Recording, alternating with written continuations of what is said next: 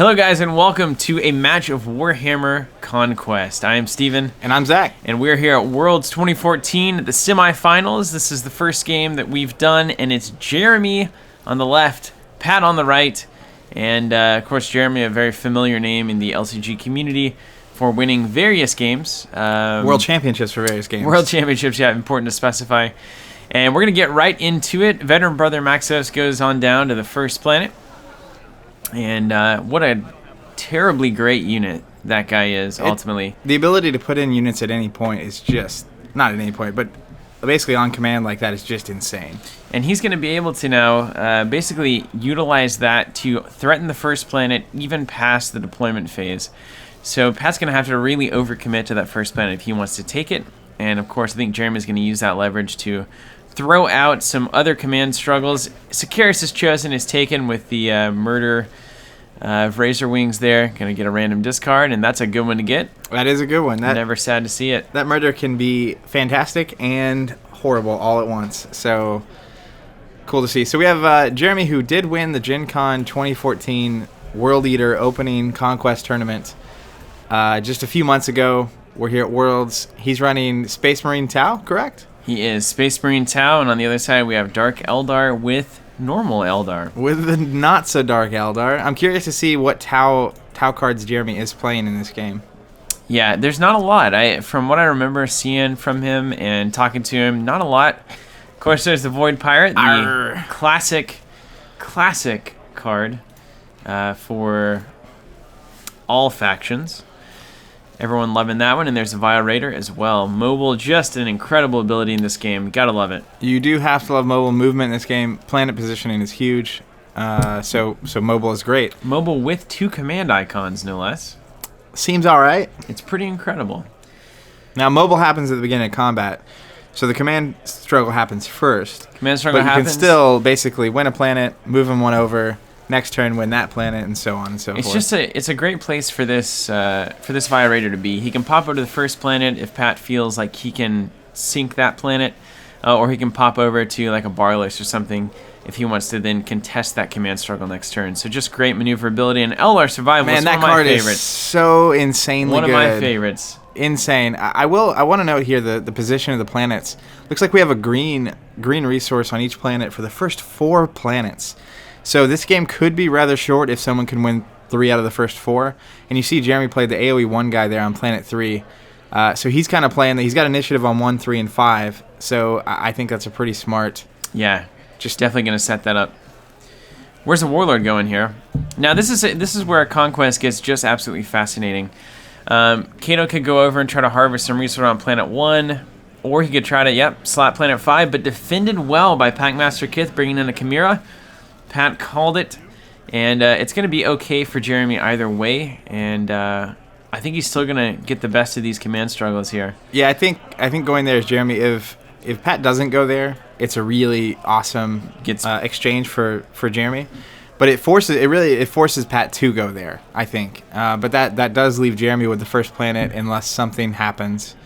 So we'll see. I mean, an Arkan's Terror here could easily just be planet. Or some shields. Mobile. Sliding over.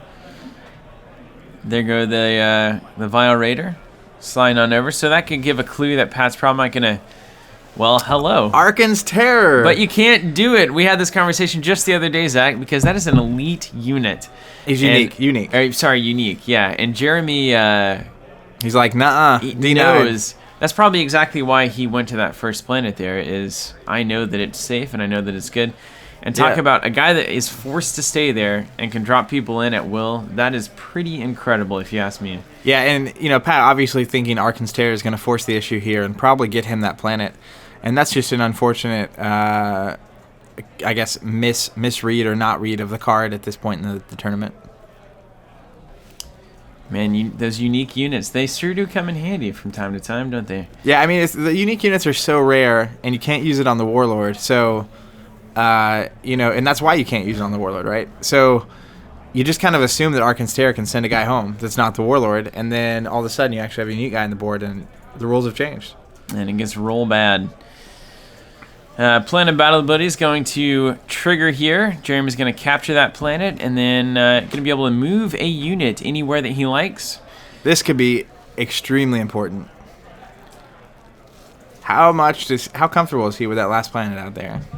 See, there's definitely a certain level of, early tempo that has been gained here, and not only doing a little bit better on the command struggles, but now taking that first planet and then able to move units over, and he's going to contest here on the last planet. He is going to try to go for everything. I love that play. He's got initiative to do it. He may as well. Yeah, I think Jeremy has the offensive advantage over there, and he's going to get resources if he can destroy some of Pat's units. So I think that's a really very viable play. It's bold, isn't it? I would usually play that a lot safer, and I think that's ultimately wrong for me to do. Going to try to kill the Chimera there. I'm surprised we didn't see Kato try to get a resource there and drop something in. It's when a unit is destroyed at his planet. So that's what he was trying to get a resource, I think. Oh, nice. Nice. I thought Kato always had to do it. I'm pretty sure it was just at his planet. I've been playing that all wrong. Yeah, it's any enemy unit that's killed at this planet. Yeah, so that's why that's such a powerful move. The offense on Pat's side is just very little, and he can kill those two, the Chimera and the resource guy, and just basically gain 2 resources from it. But yeah. And you always want to. I'm always hesitant to kneel down my warlord early. Yeah, because you may need to jump out of there, man. You may need to bail hard. Yep, looks like he's dropping in tactical squad. AoE 1. We'll see if that Arkan's Terror gets played. I really this early in the game, I want to draw the resources and the Arkan's Terror out of hand, and it looks like it's going to work. Yep. And there he goes. Boy, we have some fireworks early here, Zach, don't we? Kato's going to come in for the swing. Going to go for that Chimera token again. And this is not a bad exchange so far for Pat. I mean, really, this is a disposable unit. Oh, man. He had the 2 and the 3 shield. Oh, no. But, again, it's the first turn of the game. It's a long game left. He looks like he's going for Kato here. There's a lot of game left. So, drawing all these shields, all these powerful events out on... Really, I mean, this is not a huge planet. So, that Chimera probably has to retreat. Otherwise, I just don't see the point in shielding it. Because Jeremy's going to get the first strike next turn whenever we all reset. Obviously, the survivalist swinging for 0. I think Pat is going straight home. We'll see. Man, he's invested a lot into this battle, though. I mean, he threw an Archon's Terror. Dang. Well, I think that shield was a mistake. It accomplished basically nothing there, didn't it? Yeah, you shield. I mean, I guess he's going to stay and force Jeremy to... I think I'd rather kill the Chimera and then shield the Warlord. I guess he's probably trying to accomplish the same thing either way. I mean, I think if you retreat there, you at least can go to another planet next turn and have those units around. Mm-hmm. I don't know. Not Chimera. If he's going to shield him, I think he needs to take him home. That's so much shields and Arkan's Terror to... I mean, I get it. He could also bloody Kato here. He could, but I don't think he will. I don't see any way that the math here works. Unless he's got something wild going on. I mean, Jeremy just drew 5 cards. He's got shields. All right. Well, if he does, he's going to be drawing them out here. There's 2. Or he may just take 2. It doesn't really matter until you're going for the bloody. All right. There's 2 more. This is an interesting play. Reasonable tee up here, if nothing else. I mean, I like investing here if Pat has the initiative, but it's very hard to play like this when you're down a swing. If Pat had the initiative, I think this is a much different fight, but that's why Jeremy's doing it. All right, he's going to shield blows there. a no mercy, too. Dang. That is something. All right, he's going for 2 again. We'll see if he gets the Kato. bloody. More power. Just go get him. Bloodying the opponent's Warlord on a non-initiative turn is pretty impressive. If he can get it done, that's going to set him up for some really good pressure late game. How about these fireworks, man? This is crazy. I thought we were going to see a Kato retreat. All right, Indomitable. There's the Indomitable. That's crazy. The thing about these Space Marines decks, every time they play something, you say, well, at least I'm glad to get it out of their hand. But then they just keep coming. They just keep playing them. The hits just keep coming. All right, we're going to spend a Doom. Some shields there. This is getting bloody. Yeah, both. I think Pat has invested heavily in a losing battle here. Ultimately, I'll be the first to say it. I mean, you have to ask yourself if you can do the math, and him staying means all right. There it is. Going Yeah. home. Yeah. Man, I just don't. I don't think that yielded the benefit that we needed out of that. I mean, you got 1 extra damage on his warlord past your own warlord.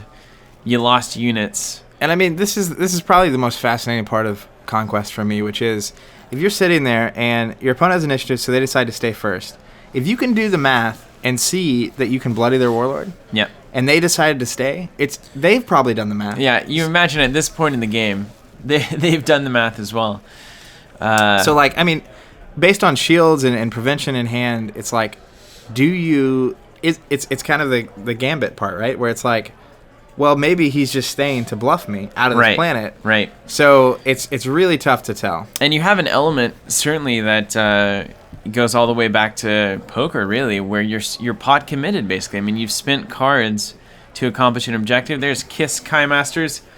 Put a Chimera token into play at this planet after they interplay. Not a bad deal. Pat's going to try to lock down this first planet now that he also has... I shouldn't say also. Now that he has the initiative instead of Jeremy. And certainly that's when you want the action to be happening on your end of the board. Let's see if Jeremy's going to set up for this next planet. He's going to promote his tactical squad there, and that's going to put him above the Vile Raiders on command. That's a problematic play there. There goes the Rogue Trader out to the far planet. Really just Kato bait at this point. And there goes the Trailblazer, the first Tau Splash that we've seen. Mobile with 2 command icons. That seems okay. And this command destruction is impressive. Yeah, it's going to kind of lock Pat out of the game if he can't get something going here. Jeremy still has 3 resources open to Pat's 1. And it's kind of this... It's the game. This is the game, yeah. I think what we see here is we see the ripples now from that first turn commitment, and really kind of losing out on that big gamble that you took to stay at that last planet turn after turn. And now it's like I have less cards in my hand because all those shields, I have less resources. I've just kind of spent myself, so now I can't come back and win these command struggles. Jeremy had in the card advantage going into this turn. Definitely see that play out here. And he's drawing gold too. I mean, we can't deny how good all of these cards are. And, you know, another thing too here is Pat has initiative, so if he can call the planet that... Which he doesn't. Going to go ahead and take a Void Pirate here. Yeah. And Jeremy just going to cover up that command struggle on the last planet. And maybe even card resource there. More importantly, is down there on Karnath. That's a trigger the battle ability of any other planet on the board. That's a hugely beneficial tactical planet, and so he's going to get the pick of the litter at the very end of the battle phase. So that's just a huge advantage for Jeremy. Absolutely. Mobile and you know the thing too about this. So Pat has an interesting line because he has initiative on 2, 4, and 6, which 2, 4, and 5 could win him the game. Yes. If he can win those planets, and he's loading up here on number 1 now. 1 and 3 are the ones he's going to have initiative on, based on. Oh, there's a drop pod of solid. He's going to try to sneak into this first planet, I think. Which is certainly reasonable. It's definitely possible. I mean, Pat's sitting on what 2, 3 cards there. It's like that 3 or 4. Yeah, and this is a huge play. If he can drop something in that's really powerful, like AoE 1 guy. This would be game over here. Yeah, it would probably just be the game. And there's the Chosen. Target unit this planet to a... He's not gonna be able to do it. He's got nothing to pull over onto this planet. Certainly doesn't even want to pull over anything, but he will have a pretty hardy unit over there. And Chimera's gonna try to do 2. And is Jeremy gonna choose to fight this one out, or is he gonna just eat a bad drop pod and call it a day? Looks like he's taking 2. All right. Action back over. He's going to try to do 2 to the remaining unit there. Yeah, and and Pat, it's gone. It's interesting, too, because for 2 resources, Jeremy is basically Do we have the eager recruit comes in to seal the deal? Eager recruit coming in on this Chimera. And I mean, Pat has to win this planet. There's nothing that can be done here. He needs. Dang. That planet's gone, and this game is over, ladies and gentlemen. I have very little doubt in my mind right now. It's practically over. We'll see. But Jeremy can win on either of the next 2 planets. He's going to have initiative on this one. Already has a unit on that planet. He's going to win out there. It's going to get him resources, trigger battle ability, remove damage. He triggers to remove all the damage, yeah. I was going to say the only out that Pat looks to have here is killing Kato, but that's just not going to happen. Yeah, and this is it's a classic. You go for the gamut of killing the warlord or bloodying him, and if you don't get the job done, it can get real bad because one planet heals the damage, and it's just that whole turn is gone. Yeah, we've talked about how significant a game like Conquest is in the LCG world, that we spend a lot of time in. It's certainly different in that it is way more of a strategical pursuit than a tactical one. I mean, you have the tactics of do I stay and fight this battle or not? But there is a very long-term game that's played from the very first card out that you're kind of pushing towards this end win condition. And not a lot of games have that, A game like Thrones or Netrunner, those are a little bit more in the moment kind of games. You have making positive exchanges right here. Yeah, you have a turn or 2 ahead that you're generally thinking, sometimes 3. But with Conquest, really, you lay out the foundation of your win from the very first move that you make in a very visceral and serious way. And we see now how these games can just crumble into complete routes whenever those kinds of early gambits just do not pay off. And Siren's going to help here. Certainly good to get some juice there. And the only chance I think Pat has here, of course, is to try to take out this first planet. This is the game for Jeremy on 3 greens here. Yeah, Pat has to win the first planet, the second planet. Our Librarian, insanely good card. Ouch. Yeah, and hitting on your point again, it's really one of the first games I've seen that has such a heavy penalty for making mistakes so early in a game. Yeah. You can only go so bad in some of these other games on your first turn. But in this game, if you get shut out on your first turn, if you go for the first planet and lose it, and also don't set up commands down the planet pipeline, 3 strength range going to help there. It's almost impossible to come back from that. The only game that actually rivals it is Doomtown, without a doubt. Yeah, you can lose a game of Doomtown turn 1. The first turn, you're just like, well, I lost. Oops. Whoops. This is more Conquest. You might lose first turn, but you have to watch 3 turns of it before it's over. Yeah. So it's like if you were the king of an empire and you just had to watch it crumble. All right, first planet. Well, that's about as good as you can ask for, honestly. And a lot of Nelt guys. And this will be really interesting to see. Some of these battles that look, based on this number of units on the board, that look to be heavily in favor of one player, aren't as obvious as you might think. Shields are a huge thing. He's going to mobile a guy in there, and you really just don't know exactly what's going to happen. And that's really, I think, the beauty of shields and these combat actions. Siren, a really big play there. Anyone deployed on first planet comes in Nelt. That's really significant. But I'm wondering what the best line here is ultimately. There's really no reason blooding Sicarius. He'll just leave. He'll retreat, and then you'll get routed. But you have to do it at some point, right? You do have to do it at some point. So if it were a warlord with a passive benefit, maybe Strachan or something, then it's worthwhile to maybe kill him. No mercy. So are we going to cancel that with a Siren or a Packmaster? Obviously, we have to. I think he absolutely is, yeah. And I mean, really, it's just a matter of you've got to remove attacks. Yeah. The easiest method to remove damage, and like right there, he's killing a unit, getting rid of an attack this turn really and solid. Next turn. Gets rid of the AOE 1. Unfortunately has to exhaust one of his. But you had to do it. But all right, so that's ranged. But Jeremy has initiative, so he's going to get a strike now with Kato if he decides to. Now, this is really interesting. Striking with Kato, gonna get rid of the Chimera, I think, getting a resource. Yep. Okay, if he could have shielded that, we could have had a bloody Kato pretty quick. Yeah. But I don't think you can invest. You have to get rid of attacks. Yeah, I mean, blooding Kato, it's like you just spend all of these attacks to not really help you win. I mean, he goes away, but if there was like a next turn to this game, it would be one thing. So you could potentially kill him next turn, but he's just going to go home safe, a little hurt. And one thing to consider here is like the timing of going to get rid of another unit there. See, this is getting interesting. But the timing of like Arkan's Terror on that first turn, it didn't really accomplish much.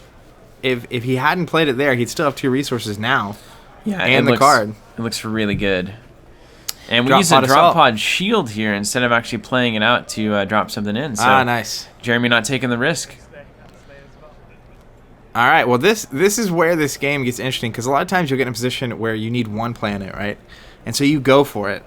But if in going for it, it goes bad. Like if it goes bad, this goes real bad for Jeremy. I mean, Pat's in this thing. Yeah, Pat's absolutely in this thing. So, I mean, I still think the numbers here, just based on the units on the board, are a little in Jeremy's favor, but I don't know what's in Pat's hand. So. I mean, Blood Angels on a Librarian together is just a really troubling thing. On a Librarian can't hit him as long as there's another unit that is not on a Librarian at that planet. So, I mean, he's going to have to clear out everything else before he deals with this 4 attack on a Librarian. And the Blood Angels Veteran having essentially damage, basically -1 to damage.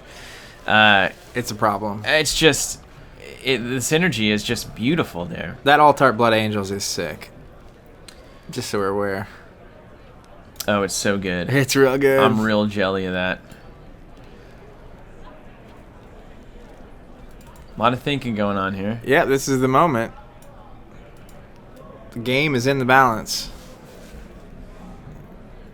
Okay. So, he's hitting Kato. Going for Kato. As Jeremy, I'm actually 100% okay with this. Yes. I'll let him get bloodied. I won't even use shields. You can have him. It's the Librarian Blood Angels Veterans Party right now. I mean, that's your heavy hitters. There it is. Yeah. Congratulations to Jeremy. Well, there you have it, guys. The first semifinal game. Jeremy moving on to the finals.